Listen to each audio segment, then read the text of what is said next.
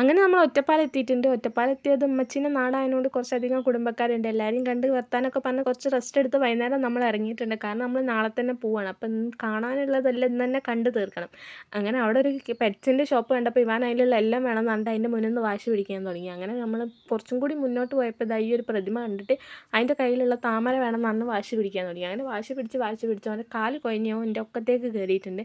അങ്ങനെ കുറേ നേരം നടന്ന് നമ്മൾ എന്ത് ചെയ്ത് എൻ്റെ കൈ കുഴഞ്ഞപ്പോൾ ഞാൻ മെല്ലെ താഴത്തോട്ട് ഇട്ടിട്ടുണ്ട്. അങ്ങനെ അവൻ എൻ്റെ കൈയും പിടിച്ചിട്ട് കുറച്ച് നടന്നിട്ടുണ്ട്. അങ്ങനെ നമ്മൾ ഒരു അറ്റവും ഇല്ലാണ്ട് നടന്ന് അവസാനം നമ്മൾ ഡെസ്റ്റിനേഷനിൽ എത്തിയിട്ടുണ്ട്. ഇവിടെ എത്തുമ്പോഴത്തേക്കും ഊപ്പാട് ഇറങ്ങിയിട്ടുണ്ട്. ഇത്തിരിയോ പോവാള്ളൂ എന്നാണ് ഇവൻ നമ്മളെ കൊണ്ടുവന്നിട്ട് ഒരു 1.5 മണിക്കൂർ നടത്തിച്ചിട്ടുണ്ട്. അങ്ങനെ നമ്മൾ നടന്ന് എത്തിയത് എങ്ങോട്ടാ വെച്ചാൽ റോയൽ സിൽക്സിലേക്കാണ്. നമ്മളോട് മാളിൽ നിന്നാണ് കൊണ്ടുവന്നിട്ട് ഒരു ഹൈപ്പർ മാർക്കറ്റിലാണ് അവൻ നമ്മളെ എത്തിച്ചിട്ടുള്ളത്. ഇവിടെ നിന്നാണെങ്കിൽ നമുക്കൊരു സാധനം വാങ്ങിച്ചിട്ട് ഈ ട്രെയിനിൽ തൂക്കി വലിച്ച് കൊണ്ടുപോകാൻ കഴിയാത്തതിനോട് നമ്മൾ പ്രത്യേകിച്ചൊന്നും വാങ്ങിയില്ല. ആദ്യം കളിക്കുന്നതിൻ്റെ ഉള്ളിൽ ഇവാനെ കയറ്റിയെങ്കിലും കിഡ്സിൻ്റെ സെക്ഷൻ ആയതുകൊണ്ട് നമ്മളില്ലാണ്ട് ഓനൊന്നിലും കയറില്ല, നമ്മളൊക്കെ ഓരതിൻ്റെ ഉള്ളിൽ കയറ്റില്ല.